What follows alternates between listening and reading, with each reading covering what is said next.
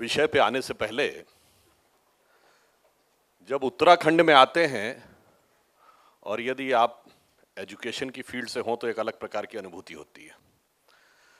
जहां पर, चूंकि मैं तो इंजीनियरिंग के बैकग्राउंड से हूं, जहां पर रुड़की यूनिवर्सिटी है, जहां भारत में सबसे पहले इंजीनियरिंग की डिग्री देना शुरू हुआ, थॉमसन कॉलेज ऑफ इंजीनियरिंग के नाम से शुरुआत हुआ, शायद वर्ल्ड के सबसे अर्लीस्ट इंस्टीट्यूशंस में से एक था। और भारत में आज़ादी के बाद अगर सबसे पहले 59 में राधाकृष्णन कमेटी की रिकमेंडेशंस पे एग्रीकल्चर और टेक्नोलॉजी की यूनिवर्सिटीज बनी, तो सबसे पहले पंतनगर में बनी, जो इसी उत्तराखंड में। और इससे भी आगे बढ़कर तब एक अलग अनुभूति होती है जब आप लोग देखते हैं, आप लोग सभी लोग व्हाट्सएप फेसबुक तो यूज करते हैं, और जब इसके ओनर मार्क जुकरबर्ग ने कहा था कि एप्पल के ओनर स्टीव जॉब ने उससे कहा था कि अगर जिंदगी में कभी तुम्हें लगे कि तुम हताश हो गए हो, निराश हो गए हो, कोई राह नहीं दिख रही है, तो तुम क्या करना, तुम भारत में जाना, नैनीताल जिले में एक कैंची आश्रम है नीम करोरी बाबा का, वहां पे जाना, वहां से तुमको नई ऊर्जा मिलेगी। और मार्क जुकरबर्ग ने यह बात कही, और जब वो भारत आए थे तो प्रधानमंत्री श्री नरेंद्र मोदी जी के साथ बातचीत में भी ये बात कही। तो आप समझिए कि जहां से इतना बड़ा इंस्पिरेशन मिलता है कि आज वर्ल्ड की सबसे बड़ी कंपनियों में से एक नहीं, सबसे ज्यादा ऑल परवेजिव कंपनियों में से एक, जो हर आदमी के हाथ तक है, वहां तक यहां से इंस्पिरेशन जाता है। तो यह भारत की भूमिका को भी दर्शाता है और उसमें उत्तराखंड की भूमिका को भी दर्शाता है।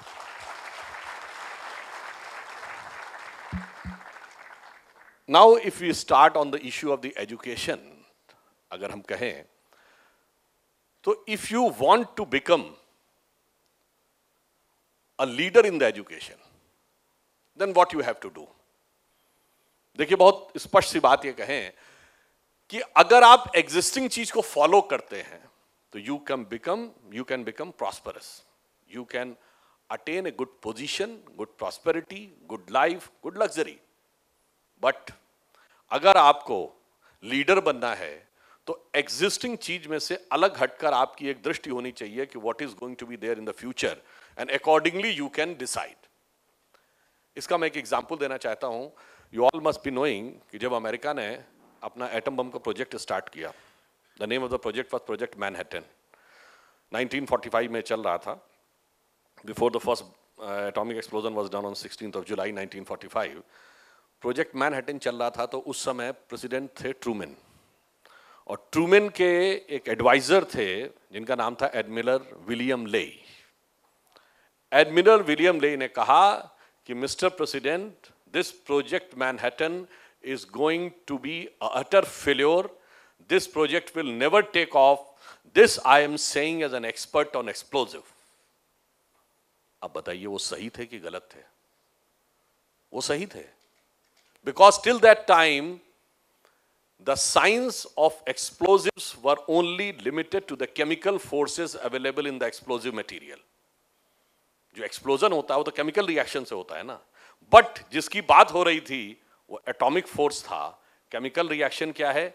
जो creation and dissolution of the atoms in creating and dissolving molecules, यानी वो एटम के बाहर हो रहा था। एटम के अंदर गए तो एनर्जी कुछ और थी, वहां तक वो नहीं देख पा रहे थे। इसलिए मैंने कहा, और जब उन्होंने देखा और वो एटम बम बना, और उसके बाद वर्ल्ड का पावर स्ट्रक्चर चेंज हो गया। Prior to Second World War, the power center was in Europe, and after that, America became the power center. तो आप ये समझिए कि जब जो दिखाई पड़ रहा है उस पे रिसर्च करेंगे तो ठीक है, पैसा प्रॉस्पेरिटी मिलेगी। जो नहीं दिखाई पड़ रहा है उसकी तरफ जाएंगे तो आपको एक नई दुनिया मिलेगी। इसको कुछ ऐसे समझिए कि समंदर की सतह पर आप अपना जहाज चलाते चले जाएंगे, एक शहर देखने को मिलेगा, दूसरा देखने को मिलेगा, एक देश देखने को मिलेगा, दूसरा देखने को मिलेगा, मगर अगर उसी समंदर में आप नीचे उतरना शुरू करेंगे तो कहीं पे रत्न मिलेंगे, कहीं पेट्रोलियम मिलेगा, कहीं दूसरी एनर्जी मिलेगी, वो चीजें मिलेंगी जो सतह की दुनिया को बदल सकती हैं। तो इसलिए मैं ये कहना चाहता हूं कि आज के जो स्टूडेंट्स हैं, जब आज हम कहते हैं कि हम स्वतंत्रता के अमृत महोत्सव में, प्राइम मिनिस्टर ने कहा है कि यह अमृत काल है। अमृत काल मीन्स 75th ईयर से 100th ईयर जब आएगा, जब सेंचुरी आएगी 2047 में, इस 25 साल में भारत को उस मुकाम तक पहुंचाना है जो हमारा लेजिटिमेट ड्यू था। तो वो कैसे पहुंचेगा?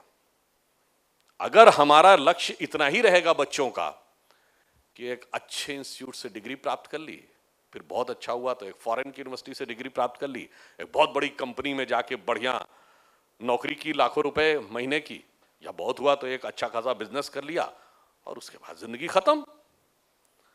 तो ये करके क्या अमृत काल का अमृत प्राप्त होगा? जिसके लिए वो अकबर इलाहाबादी का एक बड़ा फेमस शेर है कि क्या कहें अहबाब, अहबाब कहते हैं ना फ्रेंड को उर्दू में, क्या कहें अहबाब, क्या कारे नुमाया कर गए, ग्रेजुएट हुए, नौकर हुए, पेंशन मिली और मर गए। तो इसमें आप फाइनली सिर्फ इतना अचीव करेंगे। बट अगर आप ये देखेंगे कि फ्यूचर की टेक्नोलॉजीज क्या है, जैसे जो इमर्ज होने वाला, जो अभी दिख रहा है, आपको लगता है इसमें कुछ हो सकता है।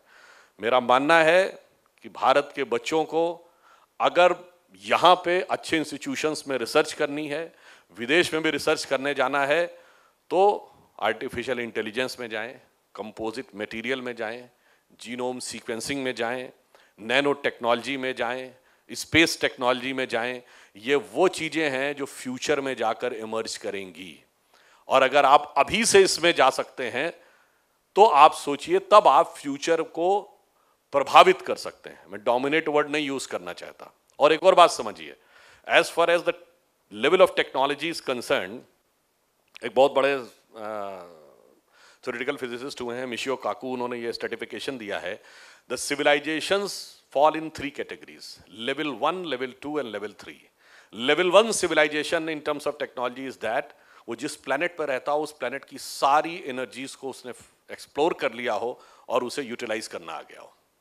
लेवल 2 वो है कि वो अपने प्लेनेट से बाहर निकलकर जिस सोलर सिस्टम में रहता हो उस सोलर सिस्टम की सारी लेटेंट एनर्जीज आइडेंटिफाई करके उसे यूज करना आ गया हो। एंड लेवल 3 वो है कि beyond the solar system galaxies में जितनी गैलेक्टिक एनर्जीज है उनको यूज कर लिया हो। अब if you look at this parameter, अभी तो हम अपने ही प्लेनेट की कुछ एनर्जीज को तो आइडेंटिफाई कर पाए, पेट्रोलियम है, गैस है और एयर है, वाटर है। अभी तो टोटल एनर्जीज यहां की बची हुई है। तो in a way we are somehow slightly above the zero level civilization. ये मैंने इसलिए कहा कि हमें ये गलतफहमी नहीं रहनी चाहिए कि हमने कोई बहुत बड़ा अचीवमेंट कर लिया है। तो आप वो, मैंने सिर्फ ये बताने की कोशिश की कि कितना एक्सप्लोर करने को बाकी है, और जब हम उसको एक्सप्लोर करेंगे then we will be able to achieve what the actual reality is, or whether we can take the to the desired position. अब इसके बाद एक दूसरी चीज आती है। अब मान लीजिए आपने बहुत अच्छी टेक्नोलॉजी अचीव कर ली और 25 साल बाद आप डोमिनेट करने लगे, क्या बनना चाहते हैं? Somebody wants to become an engineer, wants to become a doctor, wants to become a scientist, wants to have a job, a very good job abroad, like some student aspire or dream for having a very good job in US, or some want to become a millionaire. पर क्या इससे piece और prosperity आती है? आप doctor बनेंगे तो doctor बन के भी अफजल गुरु बन सकते हैं। आप सोशल मीडिया एक्सपर्ट बनेंगे तो वो बन के भी कोई बुरहान वानी बन सकता है। अगर कोई ये समझेगा कि वो बहुत अच्छा चार्टर्ड अकाउंटेंट बनेगा तो वो याकूब मेनन बन सकता है। और वो ये सोचे कि अमेरिका में मुझे शानदार जॉब मिल जाएगा, उसके बाद जिंदगी खुश हो जाएगी, तो वो 9/11 करने वाले खालिद शेख या मोहम्मद अट्टा बन सकता है। ये मैंने सिर्फ इसलिए आपसे कहा कि अच्छी एजुकेशन और अच्छी जॉब पीस एंड प्रॉस्पेरिटी की गारंटी नहीं है। और ये मैं ऐसे ही नहीं कह रहा हूं। You all have heard the name of very famous writer Tom Friedman, who has written a very famous book, The World is Flat. उन्होंने 2001 में न्यूयॉर्क टाइम्स में एक आर्टिकल लिखा था। जानते हैं उसका आर्टिकल का शीर्षक क्या था? कंपैरिजन बिटवीन इन्फोसिस एंड अल कायदा। You can say how it can be compared. He said, yes, there are n number of comparable elements. Number one, both started at the same time. Both were powered by the power of youth. both were having the dedicated youth, both were having the talented youth, both have got the global presence एक साथ। बस अंतर क्या था? One for the destructive cause and other for the constructive cause। इसलिए इंफोसिस में millionaire बन के नारायण मूर्ति बनते हैं और अल कायदा का चीफ ओसामा बिन लादेन भी मिलियनर बिलियनर था।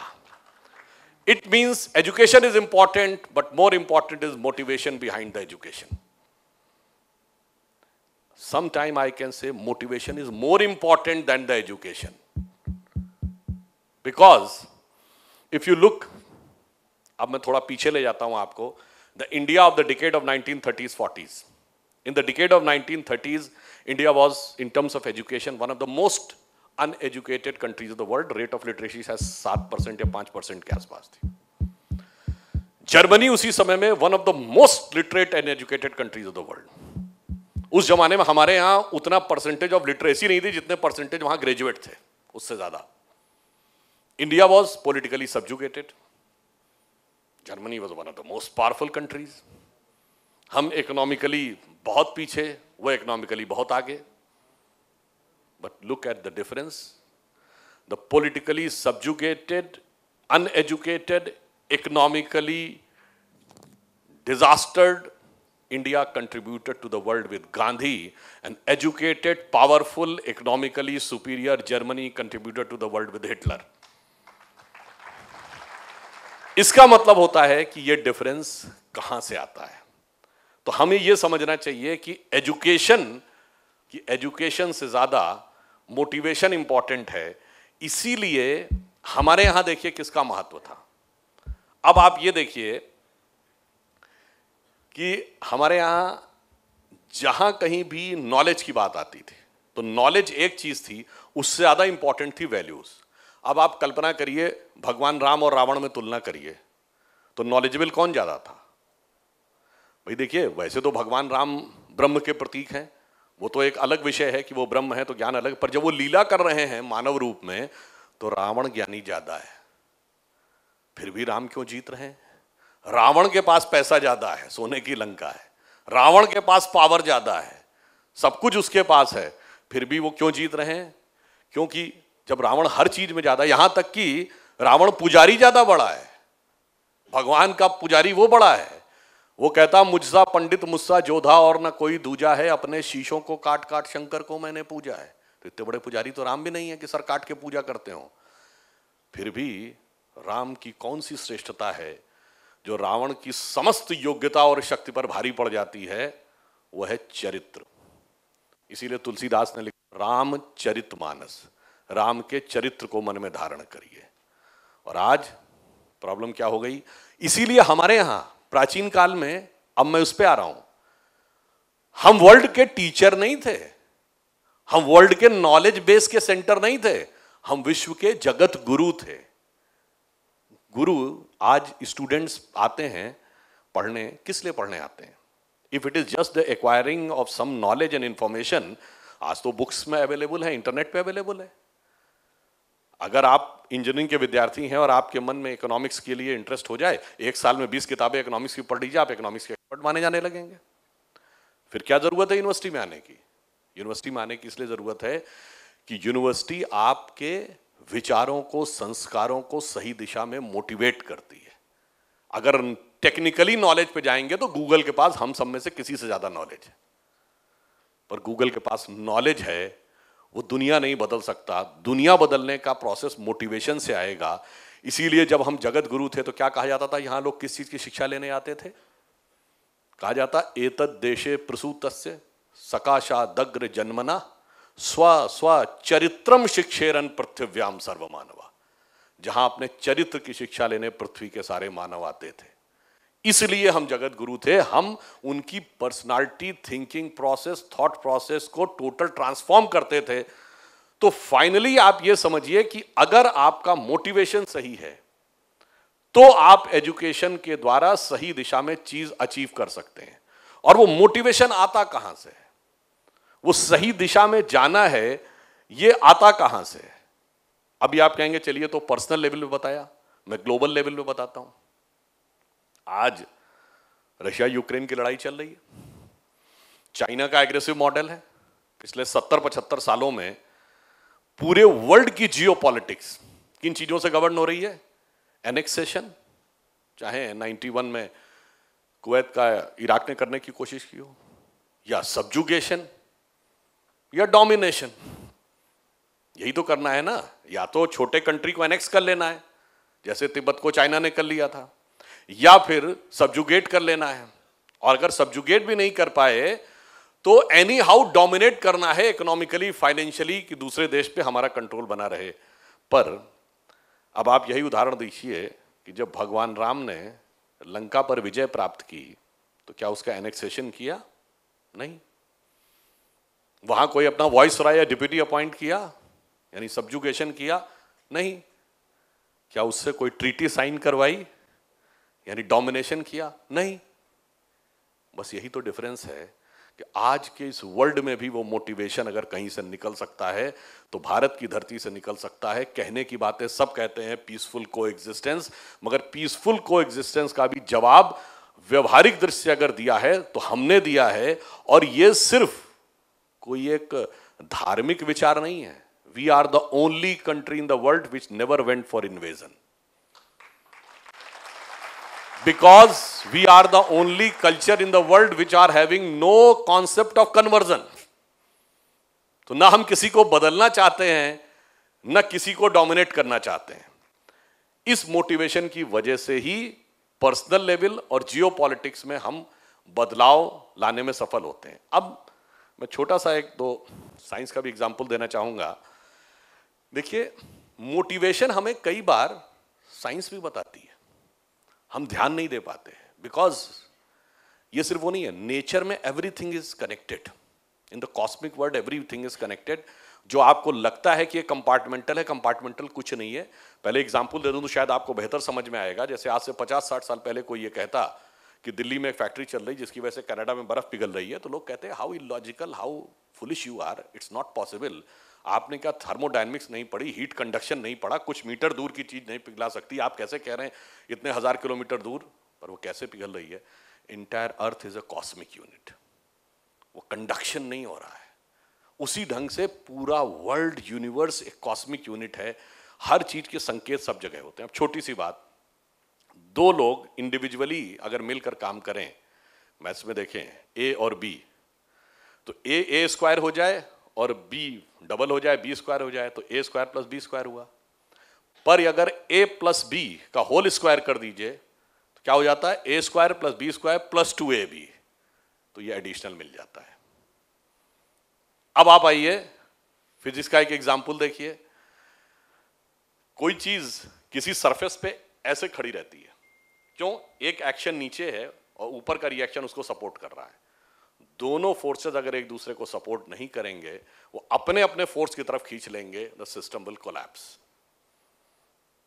और तीसरा उदाहरण देखिए, वो और भी वीर है जिन्होंने केमिस्ट्री पढ़ी होगी। जब दो एटम्स के बीच में बॉन्डिंग होती है तो दो प्रकार के बॉन्ड होते हैं, इलेक्ट्रोवैलेंट एंड कोवैलेंट। कोवैलेंट वो होते हैं जिसमें दो एटम्स के बीच में एक इलेक्ट्रॉन का साझा हो जाता है, और इलेक्ट्रोवैलेंट वो होता है कि एक ने दूसरे को इलेक्ट्रॉन दे दिया तो वो निगेटिव चार्ज हो जाता है, जिसने दिया वो पॉजिटिव चार्ज हो जाता है। तो बिकॉज ऑफ इलेक्ट्रिक फोर्स वो एक हो जाते हैं। और दोनों में ज्यादा स्ट्रांग कौन होता है? Electrovalent bond. इसका मतलब क्या है? प्रकृति भी यह संकेत देती है कि जब आप त्याग करते हैं तो बॉन्डिंग ज्यादा मजबूत हो जाती है। अविद्या में जीरो एक एंटिटी है और विद्या में जीरो एक अनुभूति है। इसलिए अविद्या के लिए न किसी गुरु की जरूरत है, न पात्रता की जरूरत है, न अपने अंदर कोई परिवर्तन लाने की जरूरत है। जाइए पढ़ लीजिए। विद्या के लिए आज भी पात्रता की जरूरत है, अपने अंदर एक बड़ा चेंज लाने की जरूरत है। चूंकि वह अनुभूति का विषय है, इसलिए गुरु की जरूरत तब भी थी, आज भी है। अविद्या के लिए न तब थी न आज है। जिसको हम कहानी समझते हैं, उस कहानी में कितनी गहराई है। जैसे आप सबने सुना होगा, संस्कृत का बड़ा फेमस फ्रेज है जिसकी लाइन आपको पता होगा, विनाश काले विपरीत बुद्धि। परंतु ये पूरा श्लोक ध्यान है किसी को? ये किस संदर्भ में है? ये पूरा श्लोक ये है कि न निर्मते न विद्यते तदैव न श्रूयते स्वर्णमयी कुरंगी तथापि तृष्णा रघुनंदनस्य विनाश काले विपरीत बुद्धि। मतलब न कभी बना था, न कभी देखा था, न कभी सुना था कि सोने का हिरण होता है, फिर भी तृष्णा ने रघुनंदन भगवान को भी घेर लिया। इसे ही कहते हैं विनाश काले विपरीत बुद्धि। यह समझने का अर्थ कब आएगा? मोटिवेशन से, इंस्पिरेशन से, सिर्फ एजुकेशन से नहीं। तो इसलिए फाइनली आप इस बात को समझिए कि हम वर्ल्ड को भी डोमिनेट करना नहीं चाहते। ये तो आश्वस्त रहिए, जहां से मैंने शुरू किया था उसी पे खत्म करता हूं। स्वतंत्रता का अमृतकाल है और स्वतंत्रता का अमृतकाल समाप्त होते होते आश्वस्त रहिए कि हम वर्ल्ड की सबसे पीक पर होंगे। मगर कैसे? इकोनॉमिक सुपर पावर बन के नहीं, इंटेलेक्चुअल सुपर पावर ही बन के नहीं, मिलिट्री सुपर पावर बन के नहीं। ये तो डोमिनेट करने के लिए बनती है और इसका कालखंड बहुत थोड़ा होता है। कोई देश 100 साल से ज्यादा, 150 साल से ज्यादा दुनिया को डोमिनेट नहीं कर पाया। हाँ, उसमें भी अगर हम देखना चाहें तो हमारे पास ऐसे ऐसे एग्जाम्पल्स हैं, उसमें मैं नहीं जाना चाहता, बस इतना बताना चाहता हूं। इसलिए कॉन्फिडेंट रहिए। बस फाइनली एजुकेशन का मोटिवेशन समझिए, ब्रॉडर विजन समझिए और जो कुछ तय है वो तो होने ही वाला है, उस बारे में कॉन्फिडेंस रखिए। And we hope in our life time हम वो देखेंगे कि जो माइकल वुड ने अपनी एक स्टोरी ऑफ इंडिया करते थे डिस्कवरी में, उसमें एंड में एक सेंटेंस बोला था कि by the mid of the 20th century India can become the biggest country on earth. Population में चाइना को टेक ओवर कर लेंगे। एंड इफ, ये 2007-8 में बोला था, and if India goes in a proper direction तो even in economy it can not only overtake China but can become equivalent to US. तो जानते हैं उसने क्या वर्ड बोला था? So by the mid of this century India can be the biggest and the richest nation on earth. ये important नहीं था, the place at which it remained most of the time in the history. धन्यवाद।